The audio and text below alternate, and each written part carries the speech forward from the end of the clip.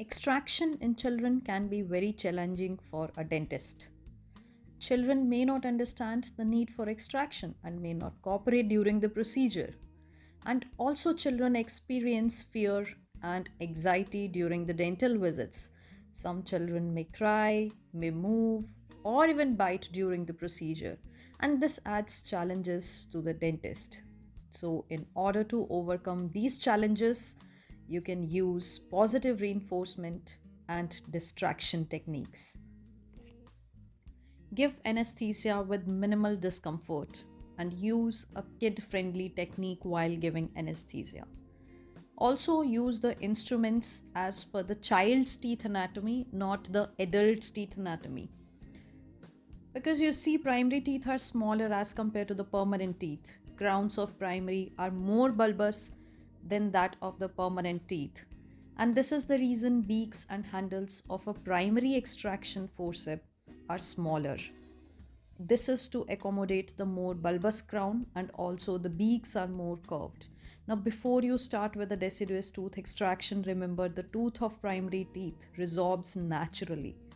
And don't forget to take consent form from the parents before you start any procedure in a child patient. Keep the instruments or the forceps behind the chair. Never show instruments to a child. And also never hold the needle in front of a child. Always keep the needle hidden by the fingers so that child is not scared of needle. Very important, apply tell show do technique. So tell is before you start any procedure, explain it to the child in simple and age appropriate language. Show the procedure. After explaining the procedure, demonstrate it either using props or models so that the child understand what will happen. And you can also use a tooth model or a puppet to demonstrate how extraction will be performed. So this visualization demonstrate helps the children understand what to expect, and also it reduces the fear of unknown. And finally, doing the procedure. So perform the procedure as discussed while continuously reassuring the child, and maintain a calm and gentle demeanor. Start slowly and gradually increase the intensity of the procedure when the child becomes comfortable. So you can use a positive reinforcement and praise throughout the process to encourage cooperation of a child. Before giving local anesthetic, apply a topical anesthesia first. And before you start the procedure, explain the sensation of pinching or ant biting to the child so that the child is not scared of injection. This video is a demonstration of pedo extraction forceps, how we are going to do the extraction in a child patient. So for the demonstration, we are using a budget-friendly pedo extraction kit of Waldent. I received the kit next day of placing the order and I bought it from Dentalkart. So fast delivery. It comes with 7 extraction forceps that are required for extraction in a child patient. You can easily distinguish upper and lower forceps, and upper forceps are straight. So you can see upper forceps, they are straight forceps, and the lower forceps, there is a bend in the lower forceps. So you can easily distinguish upper from the lower forceps. So this is upper anterior forceps.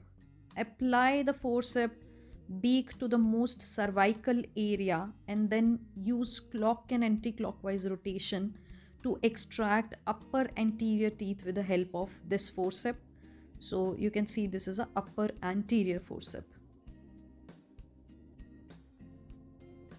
This one we have upper premolar forceps. So this is a little bit different from upper anterior, as space is bit more for premolar because of the size of the premolar. So it is used for upper premolar removal, and which is removed by the buccal expansion. So the next one is upper primary molar forceps. So this forceps can be identified as the arrow or a pointed beak. This is for engagement of a upper molar teeth. So expansion of the socket is required for a molar, and you can easily distinguish from the beak. You can identify it from a pointed beak or an arrow beak, because the upper primary molar have splayed root. So with the upper primary molar forceps, force is applied initially in the palatal to expand the socket, and then you continue with the buccal direction force.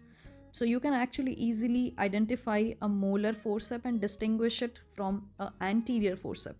Now upper is a straight forceps and molar forceps is going to be a pointy forceps, which is a arrowhead shape beak you can see, and also this forceps is used for the molar extraction.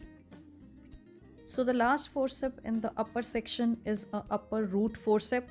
This is also known as bayonet forceps. Now if you close the bayonet forceps, you can see the beak closes completely for this forceps, and that is how you can remove the roots, upper roots. Since it is a straight forceps, it is upper and the beak closes, so that is why it is a root forceps. So you can appreciate a bend in the forceps, so that is a lower forceps, and with the beaks you can see it is a lower anterior forceps. So it can be used for lower anterior teeth removal, and extraction for the lower anterior is same as that for the upper anterior teeth. Now lower anterior, lower premolars are removed by a rotatory motion around the long axis of the root. Bend in the root tells this is a lower forceps, and from the beak you can see again we have a pointed beak which engage the furcation area, so it is a lower primary molar forceps. So you can identify this forceps with the two pointed beaks that engage in the bifurcation, buccal and lingual bifurcation. So this is a lower primary molar forceps. Apply the forceps and move the teeth in buccal direction to expand the socket, to expand the buccal cortical plate. And with the beaks you can identify, with the pointed or the arrow beaks you can identify that this is a molar forceps. So the seventh and the last forceps from the kit, you can see the beaks closes completely for this forceps, and therefore we can identify that it is a lower root forceps. So it is used for removal of the lower root stumps if there is any root stump that is left inside, and as the beak closes you can identify that it is a lower root forceps. So these are the forceps, and always remember when you're doing extraction, use the correct forceps for doing extraction. So on each forceps the number is written, and from the box you can correlate which forceps is which one. So you can use these forceps, but always remember to use the correct extraction forceps for the extraction of a particular teeth. It is very challenging to do extraction in a child patient, so use the correct instrument. So that's about the demonstration of pedo extraction forceps, and if you find the video helpful, give it a thumbs up, comment in the comment section below, subscribe if you haven't done it yet, and a link is provided in the description if you're interested in buying this kit.